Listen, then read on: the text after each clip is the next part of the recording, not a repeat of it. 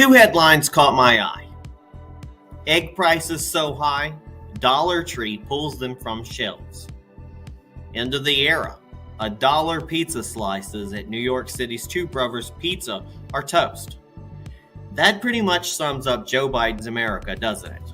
Eggs are too expensive to sell at the dollar store, and you can't buy a dollar slice in New York City. Also, we just experienced Easter again. The price of eggs were so high that they were even talking about maybe having Easter potatoes.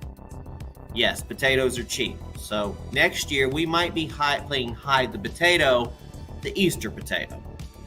A little bit more struggle on the bunny rabbits to carry around a sack of potatoes than a sack of eggs any day, right? Thank you for tuning in to #GoRight with Peter Boykin. We've got some great articles to talk about today, and we're talking about economics and Joe Biden.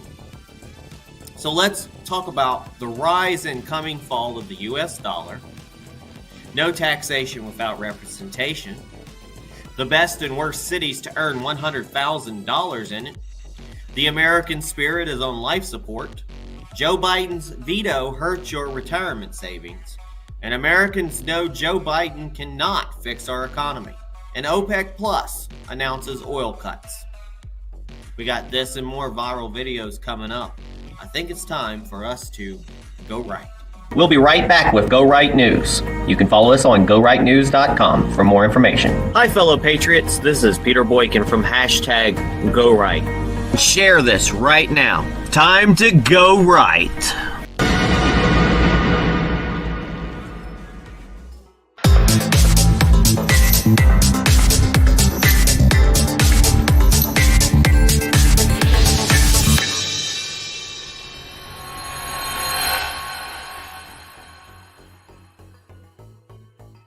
The rise and the coming fall of the U.S. dollar.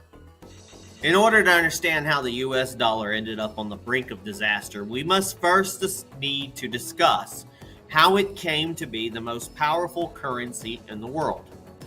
Bretton Woods Agreement. In the wake of the instability caused by the Great Depression and World War II, world leaders met in Bretton Woods, New Hampshire, in July of 1944 to create a stable and predictable system for international trade. The agreement they came up with established the US dollar as the world's primary reserve currency, backed by gold reserves held by the US Treasury. The dollar was chosen partly because the US was the world's largest economy and because of its commitment to free trade and open markets. Petrodollar Agreement. The following year, in 1945, the United States struck a deal with Saudi Arabia which established the US dollar as the currency for oil trade. In exchange, the US provided military protection for the Saudi kingdom. This still created a huge demand for dollars, cementing the dollar's status as the world's primary reserve currency. Foreign reserves held in dollars. At its peak in the 1970s, roughly 80% of global foreign exchange reserves were held in US dollars. By May of 2021, that share had dropped to 59%. The beginning of the end. In 1971, in response to economic challenges like high inflation and a growing trade deficit, President Nixon suspended the convertibility of the dollar into gold in order to give the U.S. more flexibility. The suspension was never lifted. That's why the dollar in 1970 had the same purchasing power as $7.75 today. The beginning of the end of the U.S. dollar's reign as king of currencies came in 1971 when President Nixon took us off the gold standard. It was intended to be a suspension to help deal with inflation and a growing trade deficit, but the suspension was never lifted. Detaching the dollar from gold was like taking the brakes off your car while you're driving down the highway. The first major accelerant to the dollar's demise came in the wake of the 2008 financial crisis when the Obama-Biden administration and the Federal Reserve took extraordinarily short-term measures to try and pull us out of recession, without considering the long-term effects it would have on the dollar. The Federal Reserve began policies like quantitative easing, printing over $4 trillion in new dollars. And when you print dollars, you increase the supply that lowers the dollar's value. The Federal Reserve also lowered the interest rates by nearly 0%, which made investing in US dollars less attractive to foreign investors. The Obama-Biden administration also implemented a $700 billion bank bailout, which added to the U.S. debt and created more uncertainty about the dollar's reliability. Along the way, there are other accelerants like the COVID pandemic and the wars in Iraq and Afghanistan, but the reason we find ourselves in the position we're in today, with China leading the revolution against the dollar, can be traced back to Joe Biden's poorly calculated proxy war against Russia and Ukraine. Biden's proxy war with Russia. As Russia invaded Ukraine, just in 2022, Joe Biden responded by freezing Russia's dollar reserve assets. The move was intended to collapse the Russian economy and cause a run on banks, but it didn't play out that way. The result: it exposed that Biden was willing to undermine the global reliability of the US dollar in order to pursue his political goals. Every country in the world after this move would wonder if their US dollar reserves might be frozen in the whim of a senile American president. Today, it was a military conflict in Eastern Europe. What if next Biden freezes the assets held by countries for their LGBTQ policies or climate policies, etc., etc.? China's desire to dethrone the US is nothing new. What is new, however, is the self-inflicted wound provided by Joe Biden freezing Russia's dollar reserves, which gave China an avenue to aggressively start building its anti-dollar alliance. Acceleration. Once the U.S. showed its willingness to freeze foreign countries' dollar reserves, China began brokering alliances with other nations to use their own currencies over the dollar. In Russia, Western sanctions pushed Russia into the arms of the Chinese. The two nations have new agreements for trade, infrastructure, and most important currency. The yen has since replaced the dollar as the most traded currency in Russia. In Saudi Arabia, recently the Saudis met with the Chinese to discuss breaking a 50-plus year track record of only accepting US dollars for oil sales. This new agreement will allow for oil sales in yen and other currencies. In Brazil, recently Brazil and China announced a deal to ditch the US dollar in favor of their own currencies for trade between the two nations. Brazil recently elected a pro-China commie as president. In Mexico, our neighbors to the south have expressed interest in joining the BRICS, the BRICS alliance, an anti-Western alliance that includes Russia, China, Brazil, India, and South America.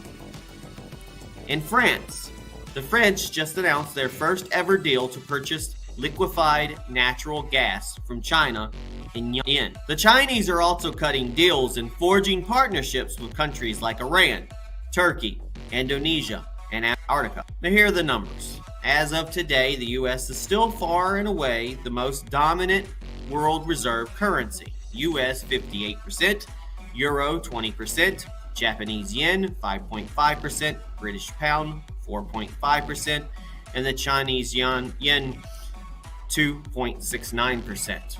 Now here's perspective. Even though the yen only accounts for a small fraction of global reserves, don't underestimate China's ability to close the gap. 25 years ago, their GDP was roughly $1 trillion. Last year, in 2022, it was over $18 trillion. Now, the big picture: dethroning the dollar isn't just about knocking the U.S. off its perch. It's an attack on the U.S. economy that would lead to hyperinflation as we've never seen before. If current nations don't want to hold U.S. dollars, they would flood back into the United States and devalue the dollars you and I hold today. This is why when the U.S. went to economic war with Russia in 2022, I strongly opposed it. It's not about agreeing with Russia's war in Ukraine. It's about understanding the second and third order effects of the actions we take. Unfortunately, our current president cannot see the forest for the trees. Now, if I'm elected Lieutenant Governor of North Carolina, I will do everything in my power, which I've explained before is keeping the Senate straight and working on the school board and anything else the administration would give me. But power of persuasion, I would do everything in our power to get more jobs here in North Carolina, to get more factories here in North Carolina, to encourage people to buy American, buy North Carolina. It's time for you to, I know you want a bargain. I know things are tight, but do you want quality? Do you want American-made products? When you go buy something, check to see where it's made. I would say don't buy it if it's in China. If you can, try to buy it American. Or at least places that's not on this list who actually support the American system. That's what real free trade is about. Please check out peterboykin.com for more information. Hey folks, this is Peter Boykin and I'm running for Lieutenant Governor of North Carolina. I'm out here driving in the country, doing a little campaigning, and stopped upon this really nice farm with these really cool horses over here. Just wanted everybody to see while I'm out the wonderful country in North Carolina that we have. And I want to protect that as your North Carolina Lieutenant Governor. Vote for me in the coming election and primary. You can check out more about me at peterboykin.com. And every chance you get, go out in North Carolina and enjoy the scenery, especially in the better times of the year.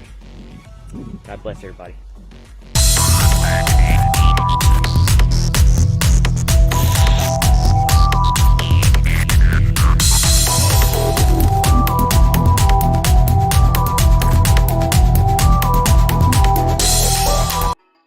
No taxation without representation. Back in March of 1765, the British government passed the Stamp Act. It was a tax on any materials printed for commercial or legal use in the colonies. This included items like newspapers, playing cards, and pamphlets. The stated purpose of the tax was to pay off debts incurred by the British during the 7 Years' War and to pay for British troops stationed in the colonies. The colonists would have none of it. Now, later that year, representatives from 9 colonies came together in the New York City for what has been known as the Stamp Act Congress. This represented the first time the colonies united to take action against the Crown. Their main grievance would come to be an iconic American characteristic. They acknowledged that the British Parliament could regulate colonial trade, but it did not have the power to tax the colonists because they were not represented in Parliament. In other words, no taxation without representation. Earlier the following year, in 1766, the British Parliament repealed the Stamp Act. Ultimately, the cost of enforcing the act was more expensive than the money it brought in, but the effects of the act could not be repealed. The seeds of independence had been planted and would ultimately grow into the American Revolution. The source of this is history.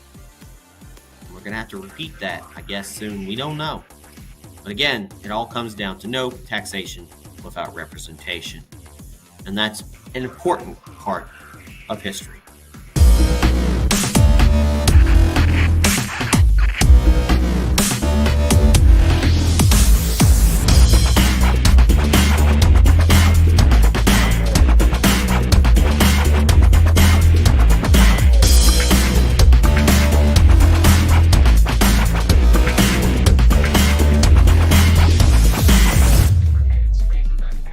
The best and worst cities to earn $100,000 in.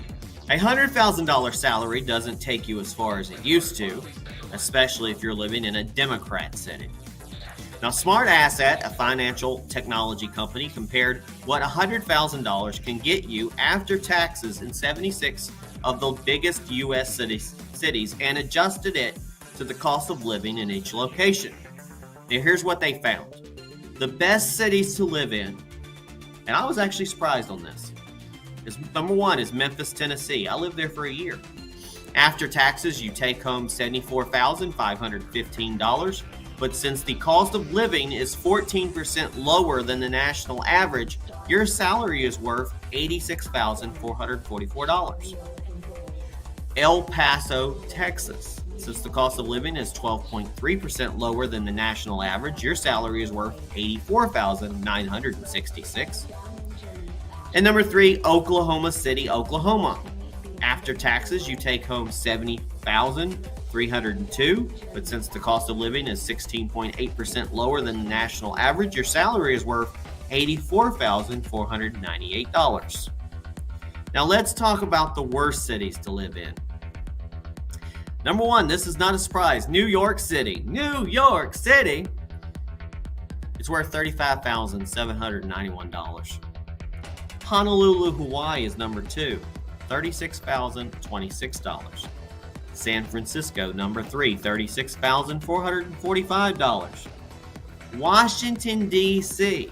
People gripe about people in Congress and stuff. They get a salary about $150,000, but we're talking about $100,000. So $100,000 in Washington, D.C. is worth $44,307. It means if you make $150,000, what is that?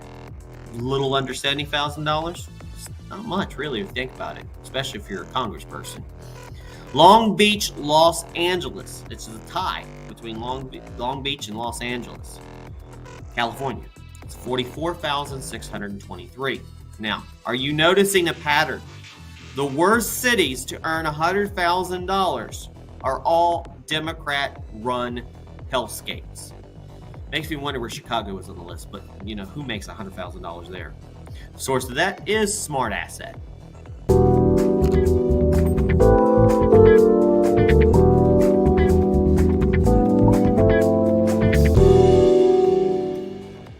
The American spirit is on life support. The American spirit is spiraling according to a recent poll that shows steep declines in patriotism, religious faith, desire to have children, and more. Now, the details on the poll. The poll was done by the Wall Street Journal. It surveyed 1,019 U.S. adults between March 1st and March 13th in 2023. The poll presented values that are quintessential to the American character and asked if the respondents considered them very important. Now, here's their answers stack up to the responses from 25 years ago. When it comes to U.S. patriotism, 38%, down from 70%. Religion, 39%, down from 62%. Having children, 30%, down from 59%. Community involvement, 27%, down from 47%. And money, 43%, up from 31%. The only category to go up was desire to make money. Now, I'm going to borrow from conservative commentator Jesse Kelly, who tweeted, "So weird how those things coincided with an education system designed to attack patriotism, religion, and community."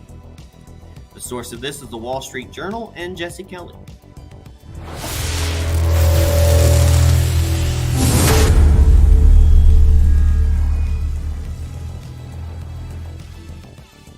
Biden's first veto hurts your retirement savings. Joe Biden issued his first veto, killing a bill that would have prevented private retirement plans from prioritizing woke ESG investments over maximizing savings for retirees. ESG stands for Environmental Social Governance, essential to a communist-style social credit score for businesses that pushes left-wing social environmental goals by issuing ratings on how, quote, responsible they are. In March 2023, both chambers of Congress, including the Democratic-controlled Senate, passed a bill to kill the Biden Department of Labor's new rule that pushes private retirement plans to consider ESG factors when making investments that affect more than 150 million Americans. Now, Biden's veto, according to his veto on Twitter, Biden gaslit Americans by saying, quote, "This bill would risk your retirement savings by making it illegal to consider risk factors MAGA House Republicans don't like." Now, there's two problems with this tweet. One, MAGA House Republicans. This bill was passed in a Democrat-controlled Senate, 50-46, with Democrats John Tester and Joe Manchin voting for it. Now, it would risk your retirement. This is provably false.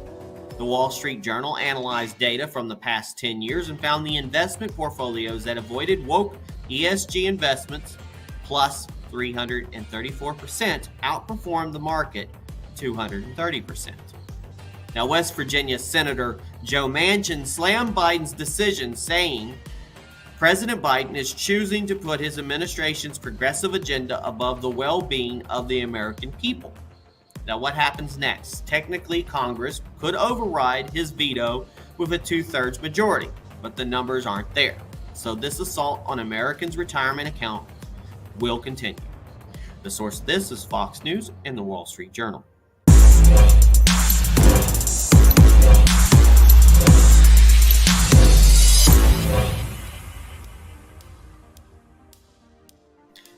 Americans know Joe Biden cannot fix our economy. A new poll illustrates why Americans think the economy is in the dumps and their belief that the government prioritizes the wealthy over regular citizens when dealing with banking issues. This poll was conducted by CBS News in partnership with YouGov. It was conducted between March 20th and 22nd of 2023 and surveyed 2,117 U.S. adults. Here's what it found. 31% say the economy is good, and that's down from 33% from the previous month. Now, reasons you think the economy is bad. These are the top answers among those who said the economy was bad. Inflation, 89%. Gas prices, 69%. Supply shortages, 62%. Don't trust Biden, 55%. And issues with banks, 54%. Now, have prices on goods and services you buy gone up? 64%. Gone down? 9%. Stayed the same? 27%. Even Joe's supporters say he can't handle inflation. While 45% of those polled said they approve of Joe Biden's job as president, only 32% approve of his handling of inflation, nearly 1/3 of his supporters. In dealing with bank issues, the government protects the interests of wealthy people, 67%, large investors, 64%, poor people, 12%, middle class, 10%. It's clear Americans in both parties know Joe Biden, doesn't have the chops to pull the country out of this inflation crisis.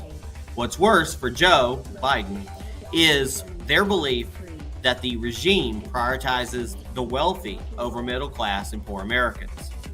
It's one thing to be a dunce. It's another to be a elitist dunce. Source of this, gasp, is CBS News.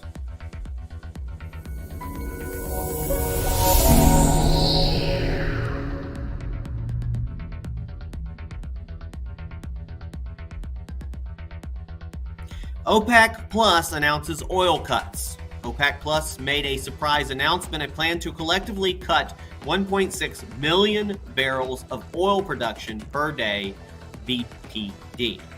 The announcement led to a sharp rise in the price of oil. It means the gas at your pump has gone up. If you notice that again, it's not just because it's summertime mix. Now, what is OPEC Plus? It's effectively a cartel of oil-producing countries led by Saudi Arabia and Russia that aim to control global oil prices through coordinated production cuts.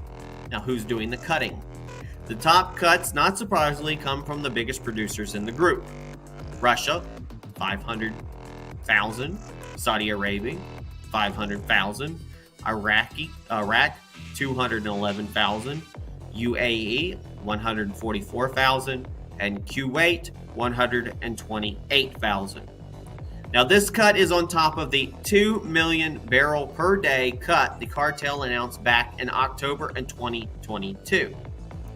Now, what has this done to oil prices? Oil prices surged as much as 8% when the futures market opened. The leading global indicator for oil prices, Brent crude, jumped 5.1% to $84.95 a barrel. For perspective, Brent was $71.03 in March 17th of 2023. When the price of a barrel of oil jumps, so does the price at the pump. This was a smack at Biden. According to reports, Saudi Arabia was annoyed that the Biden regime announced that it would take years before they replenished the U.S. Strategic Petroleum Reserve that Biden depleted in 2022. OPEC was looking forward to reaping the benefits of refilling the 200 million barrels Joe Biden released. Now, the big picture, this sort of price control thuggery by OPEC is exactly what former President Trump positioned and told us to fight against by unleashing U.S. energy dominance. Unfortunately, since Joe Biden has taken office, he's abandoned the Trump policies that gave us the power to confront the OPEC cartel. The source of this is CNBC, Zero Hedge, Wall Street Journal, and Macro Trends.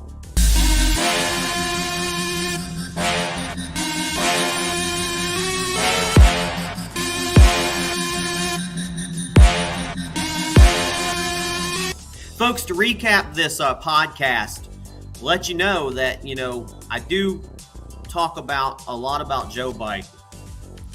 And it's not just because the guy's a Democrat. Frankly, when somebody's the president of the United States or anybody in any position that we have, that we elected official, we have to make sure that they actually can do their job. Joe Biden has proven over all the time he has spent in government, lifelong establishment government, that he does a shitty job, a lousy job. Pardon my French, but whatever. He does a horrible job. And that's why I have no problem talking about Joe Biden. I'm somebody that thinks that the right and the left are necessary because they have to work together to get things done together for all citizens. There are gray areas that separate us, but at the end of the day, we have to find a path to make sure that all of our citizens are taken care of and that America is fruitful.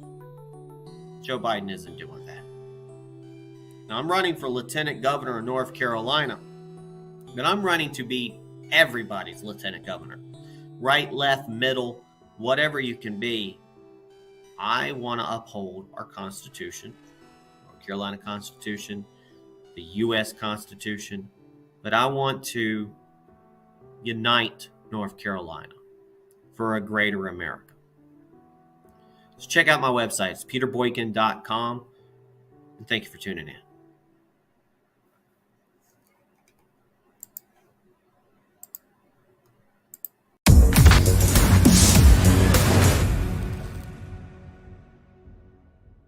Hi folks, this is Peter Boykin. I am a true we the people, grassroots Americans first constitutionalist for North Carolina. Overall, I believe North Carolina, America needs economic stimulation, protection on our border, quality education, medical freedom, secure elections, jobs and job security, and improved affordable health care options for everyone. Because together, North Carolina can be united for a greater America. We should put America first, and that means putting Americans first. We are supposed to be a first world nation, so let's start taking care of all of our citizens. Healthcare, food, education, civil rights, and more should never be a left or right issue. The principles of the Republican Party, the right of the individual to achieve the best that is within him, as long as he respects the rights of others, is the source of our nation's strength.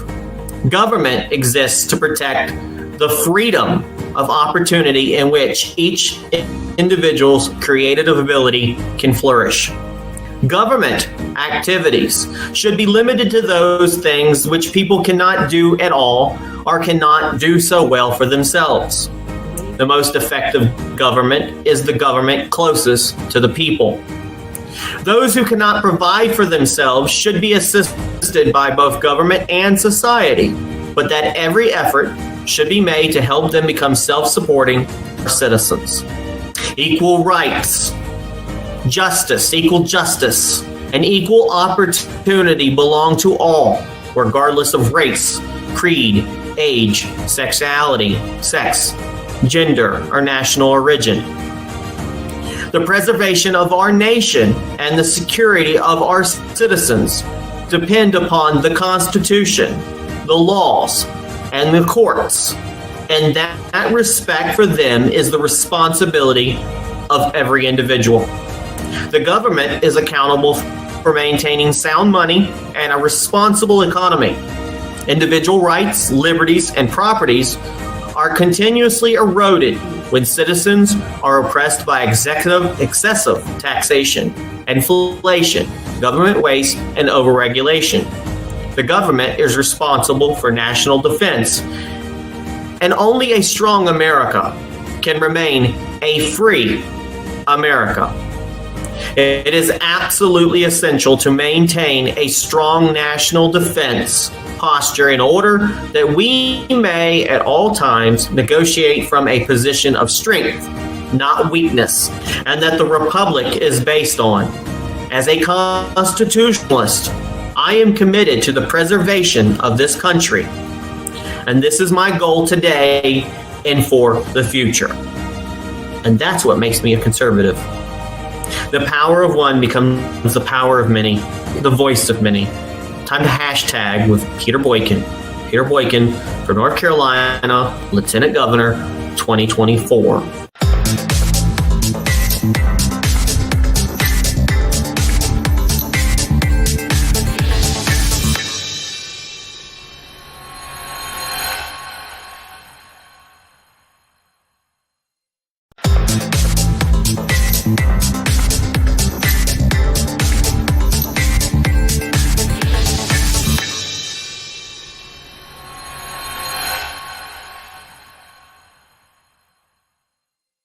Do you like what you see?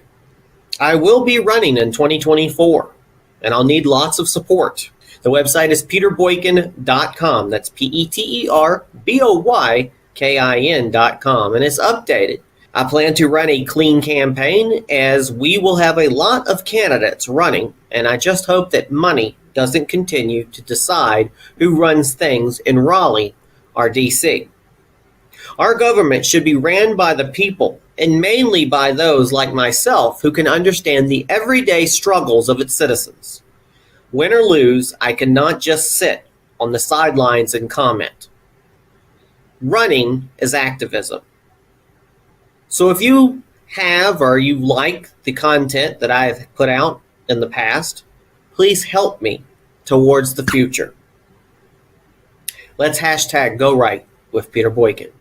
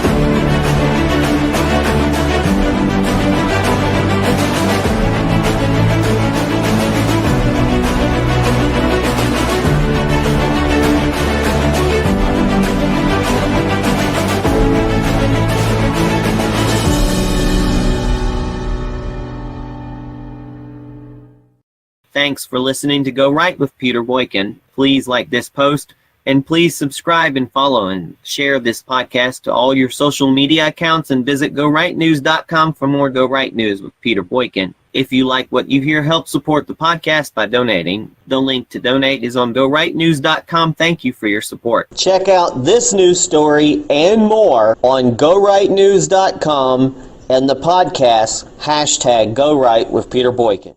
Go right and register to vote. Your vote matters, so vote. Go right and vote. #Go right. Go right. Do right. Be right. Go right. Do right. Be right. Lead right. Think right. Vote right. Vote right. Think right. Lead right. #Go right. It's time to join the Go Right movement. It is time to #Go Right for America. Join us at GoRight.us and GoRightNews.com. It is time for the great American revival, and it is time to #Go Right for America.